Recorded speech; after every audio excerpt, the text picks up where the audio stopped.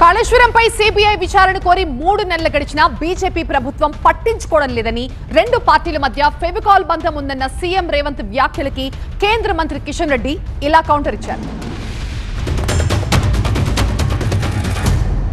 September 1 నాడు కేంద్ర ప్రభుత్వానికి కేసీఆర్ హరీష్ మీద సిబిఐ కేసులు కట్టి అరెస్టు చేయమని మేము పంపించినాం. కిషన్ రెడ్డి గారు అంతకుముందు అన్నారు, మాకివ్వండి సిబిఐకి 48 గంటల్లో తండ్రి కొడుకులను చెర్లపల్లి చెంచల్గూడ జైలుకు పంపిస్తామని.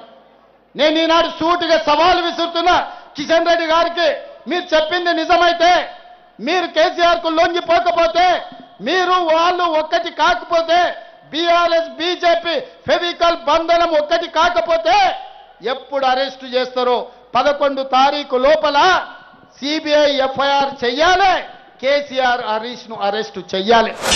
నేను అడుగుతున్నాను, దమ్ముంటే జూబ్లీహిల్స్ ఎలక్షన్స్లో మీరు గత పార్లమెంట్ ఎలక్షన్స్లో అసెంబ్లీ ఎలక్షన్స్లో ఏవైతే హామీ ఇచ్చారో, ఏవైతే గ్యారంటీ ఇచ్చారో గ్యారంటీ అమలు చేసి ఓట్లాడు. ఎలక్షన్స్ అవి ప్రజల మధ్యలో తీర్పు వెళ్తున్నప్పుడు అది.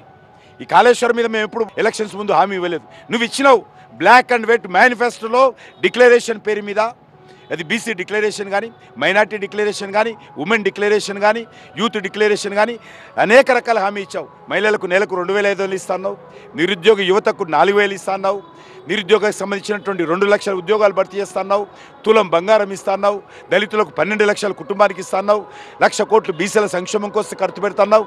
ఇవేవి మాట్లాడకుండా నువ్వేం చేసినావో చెప్పు. ముందు నువ్వు ఆరోపణలు చేయడం కాదు, ఒట్టి మాటలు కట్టిపెట్టు, చేసిన పనిలో చెప్పాల్సిందిగా నేను రేవంత్ రెడ్డిని సవాల్ చేస్తా ఉన్నాను.